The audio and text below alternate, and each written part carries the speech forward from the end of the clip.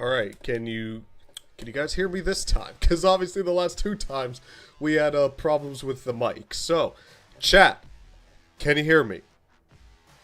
I need you guys right now.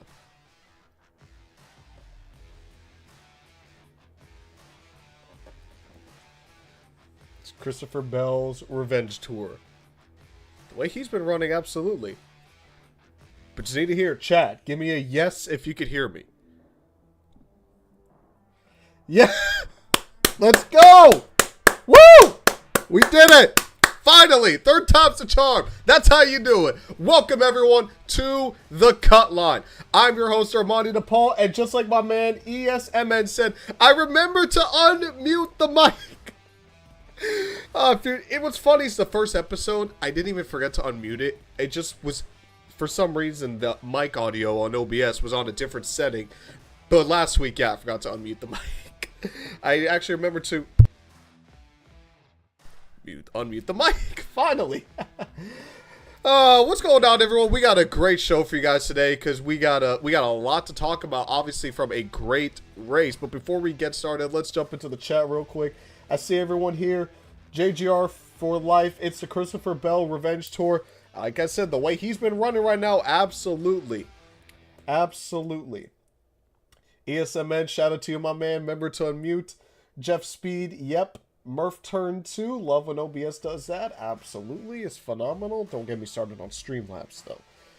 I've had problems with them earlier. It's nothing, OBS moment. Speaking of it's nothing, you know, I'll just give it away right now. Let's bring him on in here. Today, this week's guest, my man Corey, it's nothing. Corey, what's going on, man? Oh, what is going on? It's going really good. That race. Oh my goodness. It was a masterclass. It was a masterclass of good hard racing, honestly. It was. That was a great race. I mean, you know, typically, so every time there's a race, I always bring my college friends over and we watch the race from there. We have a good time. You know, one of my friends, it's funny, one of them is an Austin Cindric fan. A diehard Austin Cindric fan. No offense to Austin Cindric, but I didn't even know we had diehard fans like that. And so Daytona and Atlanta, he was going crazy.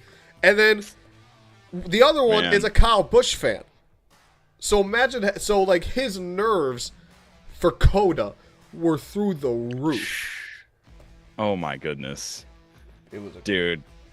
I was so nervous. I had predicted that Kyle Busch wouldn't do good this year, but deep down inside, I wanted that prediction to be wrong.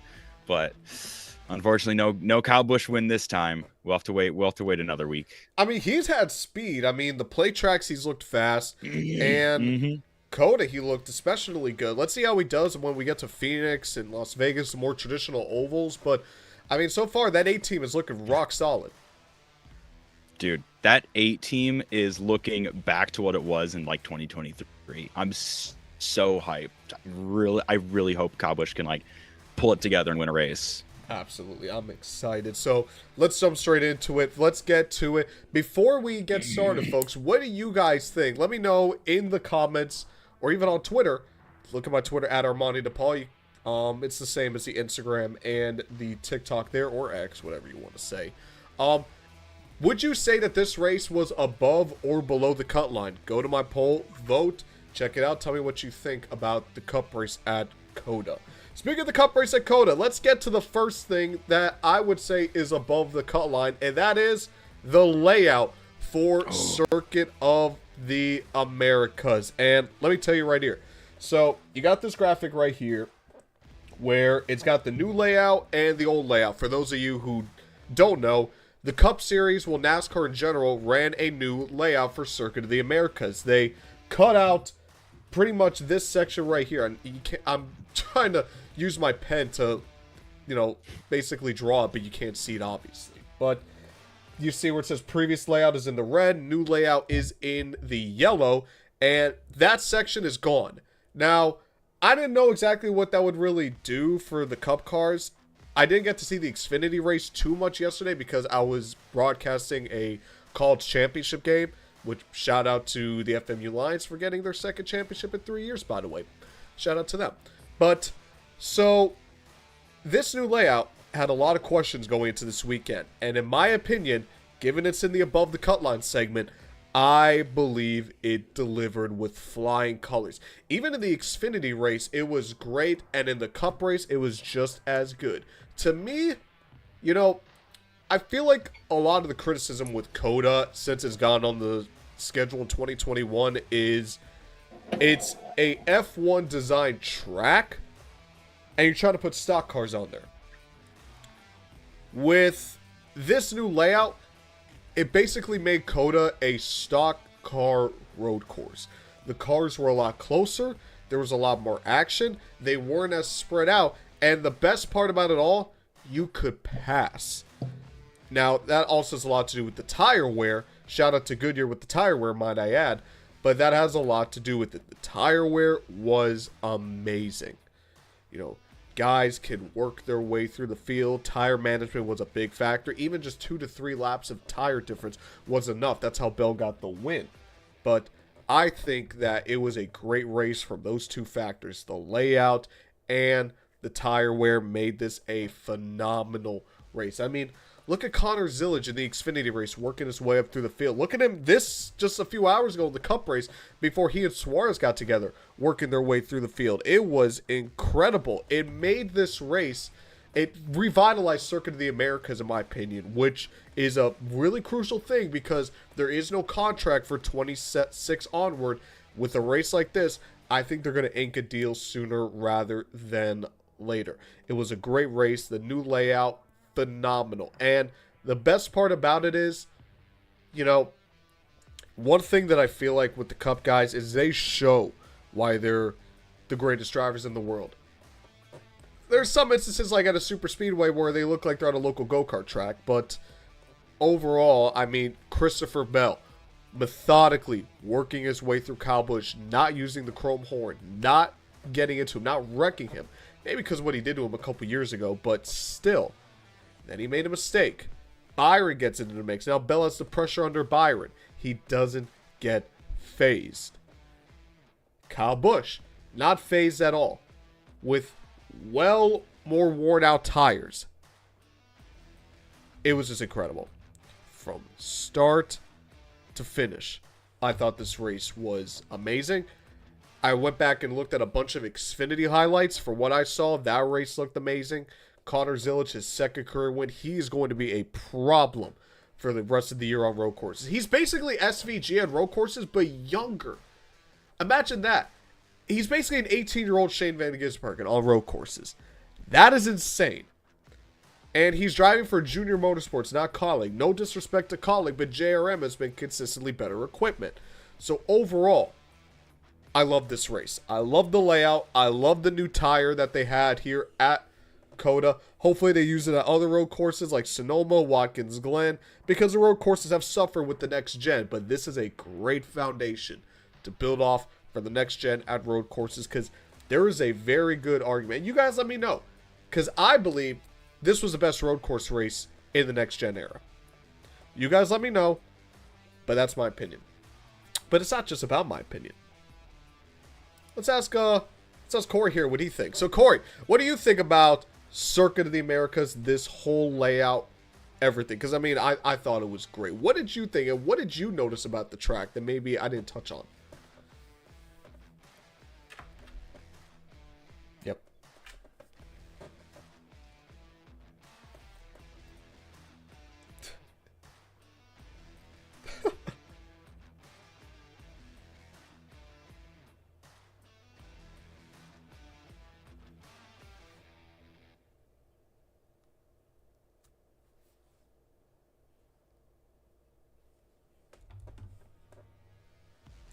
Oh.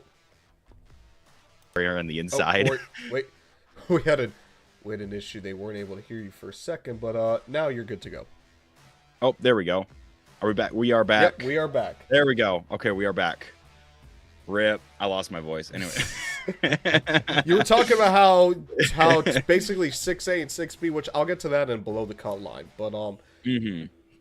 Yeah. 6A and 6B created a phenomenal turn where you can't really pass on it, but if you hit it right, you can set up the next few turns really, really well. And we saw, like, I mean, Christopher Bell got a couple good runs on Kyle Busch through that turn. But like I said, I was waiting for someone to hit that tire barrier on the inside. I was waiting for it. I every single time some cars drove by, like the pack would drive by, I'm like, come on, someone's gonna hit it. It's gonna cause a gigantic wreck. Nope, never happened. But I hope COTA comes back, because I just love COTA. I want to go there someday. It seems like such an amazing facility, because I've been to one road course in my life, and that was Indianapolis, and it was fascinating. I love, like, road course racing is a lot of fun. It's a lot of fun to watch in person. Despite what some people might think, it's like, oh, you watch the cars go by every minute. Yeah, but it's like, you know, it's exciting because you can see them drive by, and you're like, oh, wait, this guy passed this guy. And like, wait, what happened? It's like a mystery every single time the cars come around. It's like you see them shuffled up. So road course racing is a lot of fun to watch in person, and COTA's an amazing facility. And I didn't watch all of last year's Watkins Glen race, so I can't say if that one was better. But that finish was better in my opinion. But this last half of the race was probably the best road course racing we have seen in the Cup Series in a long time. Because it was literally 3 young phenoms versus the GOAT. Yep. And like, no, go ahead. No, I was gonna say, and I mean, even like with Kyle Busch held his own very, very well. I mentioned I was with my friends where, you know, I feel like, you know, Bell had, in my opinion, more to prove that he could pass Kyle Busch rather than Kyle Busch prove that he could get by, that, you know, he could hold Bell back. Because, I mean, you saw Kyle Busch wasn't phased at all, and Bell was trying so hard to get by that 8 car. Yeah, he tried so hard, and like it. If I'm wanting to know how this race would have ended if Bell had not smashed into Kyle Busch in the S's. Because that's what ruined his right rear tire. And because if you notice, they showed it in the broadcast, that tire was just starting to wear out, and that's why he started falling back. And it's like, if he hadn't hit him, how different could this race have been? Because Kyle Busch was holding his own. He was doing a phenomenal job blocking. Like, that was some of the best clean blocking I have ever seen in racing. And also, that was just a masterclass of clean, good racing. You don't see that often. Most of the time, people just punt everyone out of the way. Like those finishes are incredible. Like the 2022 Circuit of the Americas race, where Ross Chastain just, you know, beating and banging to the finish with AJ Allmendinger. Those races are cool, but this one, you can't really get many highlights out of for like a quick, like, you know, trailer. But goodness gracious, it was such a good finish. It was such a good race. I agree. I mean, the layout, phenomenal. The tire wear, like I mentioned, Dude, I think that was a big factor. Oh, that was huge. Yeah, I think that we didn't have that tire wear because 2 to 3 lap difference, that was huge in this race. I mean, if Bell didn't have that slight tire advantage over Kyle Busch, if we didn't have that tire, then I think Kyle Busch would have held on. But the fact that that tire wear was so important, we've been clamoring for that with this next-gen car. And the fact that we were starting to get it again, I think we're going to really start to see the true potential of this next-gen car now. Oh, 100%. I mean, this car races so... And that's one of the biggest reasons why the short tracks and the road courses have been kind of mediocre with the next-gen car. Because it races so good. It's so easy to drive these cars at a road course that, like, the people who are like okay at road courses have a better shot.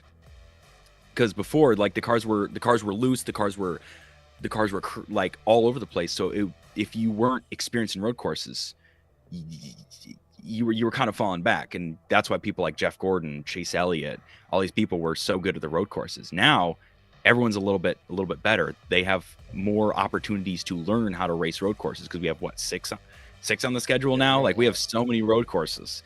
So now that they're adding the tire wear, now that the tire wear is a factor, it's becoming more of a driver race instead of a car race. Like, the driver's in control. That's why you saw Kyle Busch was able to hold off a much faster like Christopher Bell because he was just racing flawlessly. Kyle Busch did an amazing job. That's why he's the GOAT in my opinion. That's why Kyle Busch is the GOAT. And I'm really excited to see how these cars are gonna if they bring this tire to Martinsville, dude, we could have some good racing at Martinsville again. I mean, even the Martinsville race in the fall that was a pretty solid. That was amazing. That was a good. That race. was amazing. Yeah, I thought that was a good. Still got a long ways to go, but I mean, like there's finally, we are getting in a good direction with the tire wear to where it's like, finally we're not hearing about just horsepower. The tire is getting where we want to be, and that is huge. Mm-hmm. Agreed. Also, have we not talked about Bell went back to back for Bell. I didn't expect Chris. I'm not surprised he won Coda. I think I'm just more surprised he won Atlanta. Exactly. Like, dude, Christopher Bell's already got 2 wins this season. That's crazy. Yeah. I think we saw it in the comments here. It's like, actually there's a decent amount of Bell hate in the comments. Kyle Bushman 8 over here is over saying Bell is a dirty driver. Javier, I'm sorry if I mispronounced your name. Encharavia. I'm sorry if I butchered your name, but Bell doesn't deserve the win regardless of cheating. Like wow. Dang. Bell could have done a lot worse to Kyle. That's what I'm saying. People are gonna start calling Bell the new hack. I mean, he basically hacked his way into a win at the 600. Hacked his way into a win. No, I'm kidding. But like, he just finds his way. He just finds his way into these wins, man. That's why he's made 3 Championship 4 appearances in a row. Well, no, he didn't make it last year. Remember that? Oh, was that was the Martinsville debacle? Remember with the Chevy Brigade? Yeah, that's right. He wasn't there last year. Would that have been his 3rd year or 4th year in a row? It would have been his 3rd in a row. 3rd. Okay, that's right. Yeah, that's crazy. It is. That's why Bell's a future champion. Calling it right now. Yeah, I wouldn't be surprised at all. But what I'm not surprised about, let's get on to what I think is below the cut line this week. And oh boy, I kind of hate that we got to talk about this again. And oh no. We'll come back to you in a moment. But so as you guys are seeing on the screen right now, we got my this is not a shameless plug. I promise you this is not a shameless plug. There is a reason I got my Twitter pulled up right now. And it's because we gotta talk about the Fox broadcasts again. So I'm just gonna go, let's start off with this tweet right here. Maybe I'm on a high from the IndyCar broadcast because I did watch the IndyCar race and I thought it was a phenomenal broadcast. The race was terrible in my opinion, but I thought the broadcast was incredible. So, at the beginning of the Coda race, I'm thinking, this feels different from Daytona and Atlanta. It feels more polished, more lively. And then the race kept going on, and then I realized, okay, maybe I was on an IndyCar high. Because, let's just see here. Let's go back here. The first complaint. What was going on with Tyler Reddick's ticker? If you guys know, like, in the middle of the race, like, they had Reddick, like, from 1st to, like, 7th, and then 1st to 8th, and 1st, it was just, for, like, a whole lap, they kept switching it. That's unacceptable. From a production standpoint, I've been in the director's seat, I've been next to my director, and when there are, during broadcasts, and when there are mistakes, that is a problem, because it takes the whole broadcast, the whole production out of sync. Even if you're like a second or 2 off on the time. And we all knew Reddick wasn't, first at the time, because I believe it was Shane Van Gisbergen. But like, they literally had him going from like here to there, 1st, 2nd, 3rd, 5th, 8th. Like, that's just unacceptable. It's like, where's the quality control? Where's the checklist for NASCAR on Fox? Because you can't have things like that happen. Let's go on, because I had a bunch of tweets about NASCAR on Fox. Where's the next one? This one really annoyed me. Why is Fox showing random portions of the track when we're coming back from commercial? When we're coming back from commercial, I want to see what's going on in the race. I maybe want to see an aerial shot of the entire track. or maybe a shot, or maybe some flashbacks to, you know, some replays to action-packed moments. I don't want to see the bridge where people are coming to and from Coda. I don't want to see an empty entrance to Coda where you see the pond. I don't want to see a drone shot of them going around the roller coaster that no one's even on. Those are, in my opinion, useless and unnecessary shots. They make no sense. So why are we putting them? Why are we putting them on the broadcast if they serve no purpose? Everything on the broadcast, from the camera shots to the production to the graphics to the broadcasters, everything, they all need to serve a purpose. Those serve to no purpose. It's like, okay, Coda has a roller coaster. Okay, that's what the front of Coda looks like. That's what the bridge looks like. What purpose does that bring to the broadcast? If you're trying to make me feel immersive as a fan that I'm at the track, maybe you show the bridge during the pre-race. Or you show the front during the pre-race. All of that during the pre-race, fine. During the race, I know this is just the beginning, but when you're coming back from commercial, you want to reestablish the tone. That did nothing to establish the tone. It's like we just spent 30 seconds wasting our time with these shots, and then it's like, oh, Tyler Reddick is leading, by the way. Come on. What else do we got here? We will talk about Connor's Village later on, by the way. Yep, and I am high. This one to me made also no sense. What is the point of having... So, I don't know if you guys noticed this or not. Maybe it's just me being a broadcaster junkie. But, what is the point of having your side-by-side? So, you got... Like, imagine my webcam is the race. And the screen that's showing my X is the commercial. 2 to 3 seconds before we go back to the race, both cameras show Fox NASCAR. What's the point of that? I know I'm watching Fox NASCAR. If you want to remind the viewers, put it on one camera, one shot. I don't need to see it on both, because I already know. Keep the commercial one, if anything, because it's bigger, so you can really let people know, hey, this is Fox NASCAR. And the smaller one, you're going to zoom out of it anyway. You're going to zoom, you know, expand it. Use that to just keep showing the race. That way you keep the flow, you keep the tempo, you keep the tone, everything fine. You do all that. Except, instead we're having 2 shots of Fox NASCAR. It's like when NASCAR shows a commercial of, hey, there's another race next week. We already know that. We're watching. It makes no sense to me. And then, obviously, you know, thankfully, I didn't have too many more of these complaints later on, but that was a big pet peeve of mine. Another big pet peeve of mine, and then we're gonna go back to Corey. I know I tweeted about this. I believe it was definitely after the IndyCar race. Something like this. Oh. Nope, that's just my... that's another shameless plug. Well, okay, here. So I made a tweet about turns 6A and 6B at Coda.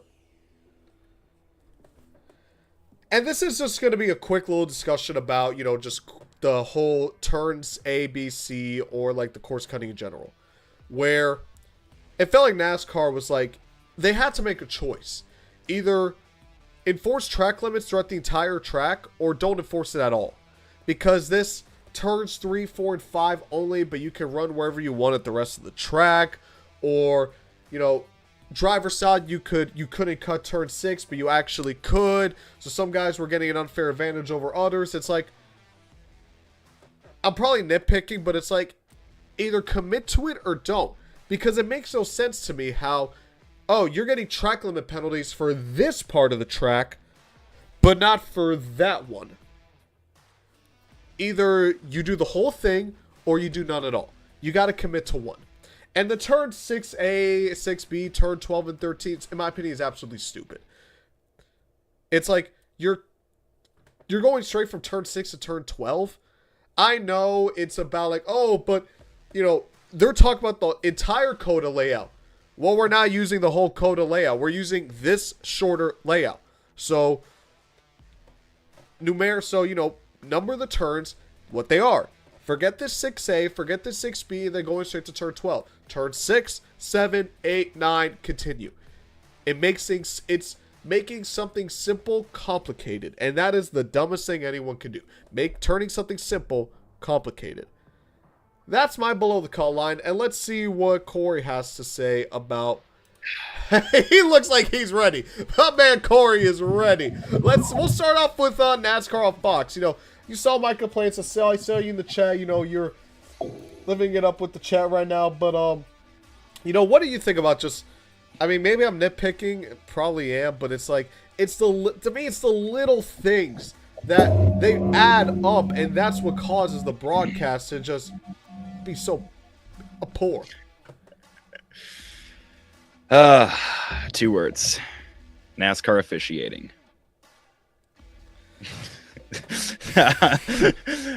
Anyway, yeah, it's NASCAR officiating with the penalties and whatnot. I didn't see much. I had the broadcast on mute and whatnot, so I didn't know if there was any. I didn't hear Kevin Harvick say that's lit or something like that. So I think I'm good. I think I'm good. But now the thing about Fox right now, and the thing that they really struggle with is they just simply do not care about the quality. And it's you can tell, because I've as you have as well, I've been a part of broadcasting. I've operated TV cameras before.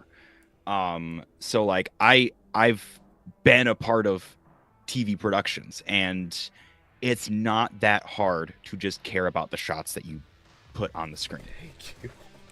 It's not that hard. Yes, they have like 70 cameras. I remember there was a Talladega race in like 2017 where they had a mic on the director, and for a restart they had him say, all right, camera 27, go camera 27, camera 32, take camera 2, 32, and they were doing that, and I'm like, oh, that's impressive. There's like 32 cameras, or like something like there was like a ton of cameras, but you are literally broadcasting for the biggest stock car racing series in the world. Pull yourself together. like geez, it's not that hard. This is why you get paid the big bucks. You get paid to do good work. If you don't do good work, I'm sorry, find someone else. It's like I have this gut feeling that Fox is eventually going to be dropped after this next thing. Like if they don't pick it up, because like I'm so tired of opening up social media and everything I see is the Fox broadcast sucks. Fox broadcast sucks, and it's like they every chance they get, they cut to kids in the grandstands.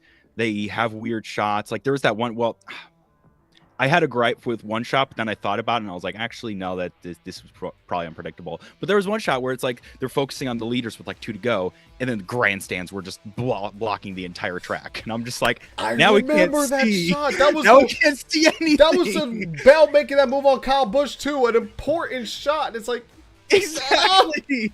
It's like, oh my! And then they cut to like the bumper camera, and you couldn't see anything. And I'm just like, guys, oh come on. And it's like, there's so many opportunities for them to be great, and they just choose not to. And it's like, yes, it's so frustrating. That's why people are so excited for NBC to come back, because it's professional without being corporate. It's not cringe. They actually care about the shots. I mean, honestly, the Hail Melon, that last 50 laps of the race was a masterclass of broadcasting, in my opinion, because they had like 4 windows showing like all the different battles going on, and they did a good job of focusing on Denny Hamlin needs to pass this many cars to make it, and Ross Chastain is in this position and this position, and they handled it so well. And I can already picture, Hail Melon happens, and Fox is broadcasting, and they cut to someone in like 30 seconds. Like it just Like, why? like What's the point? exactly. And another thing. So I've been doing video for 9 years, and every single shot has to have a purpose. Yes. Whether it's video, whether it's broadcast, whether it's live, whatever. Every single thing that you do on screen has to have a purpose. NBC gets this. Fox doesn't. Exactly. They will cut to things that don't have anything to do with the storyline, and it's just like, it's Fox, please. When amateurs are having very valid complaints about your broadcast, and you're getting paid billions of dollars to be like. Anyway, I'm done, bro. I'm done ranting. Yeah, I mean, at some point, like, it's the complaints are gonna go into a circle, so it's like, this might be the last time we talk about NASCAR and Fox for a while, like, unless they do something positive, which that's what we want. Fox, please. We just want good coverage. That's it. Nothing crazy. But speaking of crazy, so that was above and below the cut line. Now, let's go on to my favorite segment of the week, and that is race weekend rankings. So if you guys don't know how this works, basically I take the races that happened throughout the week and put them on the tier list. This week we just had Cup and Xfinity, so as you can see here, we got first place and second. We don't got a full podium this week because Truck's in a race Dakota this year. No ARCA as far as I'm aware of this weekend as well. So it's going to be pretty short, pretty sweet. Before we get started, let me know your race weekend rankings down below. There is a link in the description for this tier list, and along with our full 2025 season tier list, which we'll get to right after this. So go for that in the description and tell me where you have your race weekend rankings. I'll tell you my race weekend rankings right now. We'll start off with the silver medal, and I don't think any of these races were bad. I thought all these races were good. You know, if I had the lowest one, I'd probably give is like an 8 out of 10 or an 8.5 out of 10. That's still a really good score. But something's got to be second. Something's got to be first. I swear I'm not a Cup homer. But for me, Xfinity's going number 2. Again, I was broadcasting, so I was in the booth for a college game, so I didn't really get to watch a lot of the Xfinity race, but I went back and watched a lot of highlights, and there was a lot of great moments. Again, seeing the drivers figure out this track, you know, all the beating and banging, Connor Zillage being a menace on the racetrack, going from the back to the front, wrecking 3 drivers here, wrecking 4 drivers there, you named it. It was great road course racing, not a lot to complain about, but I'm putting it at the silver. Which means coming in at number 1, it has to be the Echo Park Grand Prix Circuit of the Americas. It was in my opinion, I thought it was the best road course race in the next gen era. Phenomenal racing from start to finish. Battles throughout. You just didn't know who was going to win. SVG looked like he was going to be in contention. Then Kyle Busch, Christopher Bell came late. It was phenomenal. Like Corey mentioned, you know, the new turn 6A and B was incredible. Connor Zillage, he's going to be a problem. Like I said, he is going to be a problem. Working his way through the field. If he didn't get wrecked by Dan, you know, if him and Suarez didn't really get together, which I picked Suarez in fantasy. 3 guys I pick in fantasy, 3 DNFs. That's just my luck this year. But anyway, so phenomenal. That kid is going to be insane. That Red Bull car is beautiful, might add. That paint scheme alone is above the cut line. But Coda, phenomenal weekend. I hope it stays with this new layout. And the Cup race comes in the top spot for my race weekend rankings. Now, before we get to Corey, we do need to find out where we put these 2 races on the season tier. So, here's what we got so far. So, as you can see, we got 1 race in the A tier. Again, link in the description so you can get your own race weekend ranking. Let us know on X as well at Daily Downforce. So as you can see here, right now leading the pack is the Cup Atlanta race. And then you got the Daytona 500. You got the Xfinity race at Atlanta in the B tier. 3 races in the C tier. And then ARCA rounding out in the D tier. So with these two, let's see what we have here.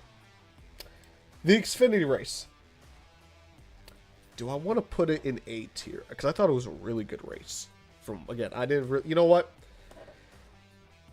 From the highlights, it looked like an A tier race, but off of good conscience, because I didn't really get to see it live, I can't in good conscience put it in the A tier. It's A tier in spirit, but I'm putting it over the Daytona 500. So it's leading the B tier, which means Coda, I thought it was the best race of the year. I don't know if it was quite S tier yet. You know, maybe later on I'll probably put in S tier because this will change. But, you know, right now, I thought that the Echo Park Grand Prix was, or is, the best race of the year. So, 3 weeks into the NASCAR season, this is what the 2025 Race Weekend Rankings looks like. Again, go into the link in the description. Tell me what your Race Weekend Rankings are. But let's bring Corey back in here. Corey. S tier. S tier. I just pulled a random head off my wall. S tier. I mean, let's be real. It was a great finish. It had room to breathe between the end of the first stage and the second stage. We saw strategy with stage wins. I mean, who saw Priest winning stage 2? Who saw that coming? Yeah. Who saw that coming? Like, think about it. Every single stage was one off of strategy. These were people who were like, hey, I don't have a chance to win this race. My car's not fast enough. Let me get points by staying out. And then the guys who had a car to win this race, they're like, I'm not risking like going to the back of the field to win a stage. I'm going to try to win this. So it had strategy. It had a good finish. It had I would argue, a popular winner. I mean, Bell's pretty liked, except unless you're some of the people in the chat. But but I think it was a great race. It was honestly one of the best COTA races we've had in a long time, because 2021 and 2022, I believe, realistically 2021 to 2023 were just chaos. That was the name of the game. It was just chaos, people wrecking each other, people going. I mean, who did we have race that? It was like in 2021. It was like, no, it was 2023. It was like Kimi Räikkönen or something like that. I think so. Raced, and he was like, by the end of it, I was just bumping into everyone because that's what everyone was doing. Like, there was no respect, and I'm just like, that's COTA that's NASCAR for you. Yeah. And then, I mean, I'm not gonna lie. I mean, in my series last time this is the shortest. It was the shortest episode for COTA because it was nothing happened. Nothing happened last year. So this is hands down the best COTA race we've ever seen, because it had everything. It wasn't too chaotic, but it had enough chaos. It had interesting storylines with Connor Zilic, SVG leading laps, and Busch coming back from the grave to race his way for a chance to win. Elliott coming back from like 30th in the last restart. I didn't see that coming either. Like, this had everything. Yes. So, like, I was on the fence. Do I want to go A? Do I want to go S? Nah, this was S. So that's my take. You know what? You convinced me. Woo! You convinced me. Yes! We got to put this S tier. Our first S tier. It's got to be COTA. Yes. You convinced me. There you go, folks. So, first S tier. Oh, COTA. woo! COTA. Let's get some hype in the chat, y'all. Oh, yeah, that race was phenomenal. I think we're being rated. Right, I see someone put Andrew Winslow iceberg raid. Uh-oh, we're getting rated. Oh, no. Uh-oh. We got raided by the iceberg. Hey, I'll take it. I'll take it. Let's go to the chat. Yeah, let's have some fun in the chat right here. We got a Bell fan here. It's gaming time 11. Shout out to you. Let's go, Bell. We deserve that win. Most definitely. Brookie likes cars. We got a Bell fan. Let's go. Fine. Yeah, I mean, the chat. I don't know. It looked like we had a lot of Bell fans here, but got some Bell fans now. Murph turn 2. Call us the Titanic because we got iceberg.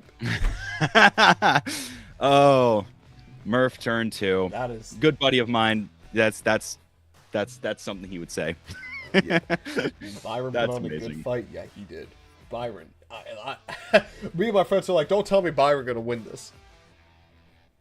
Dude, Hey. Byron. Oh, man. Do I go get my Byron jacket? No. Listen, Byron is the first ever driver I've interviewed, so like he holds a special nice. place in my heart. I'm still a Larson fan, but like, you know, I like when Byron wins because he's the first driver I've ever interviewed. Nice. Yeah. Yeah, you always get that soft spot for like the first driver you meet. Unfortunately, the first driver I met was Joey Logano, and I'm still not much of a Joey Logano.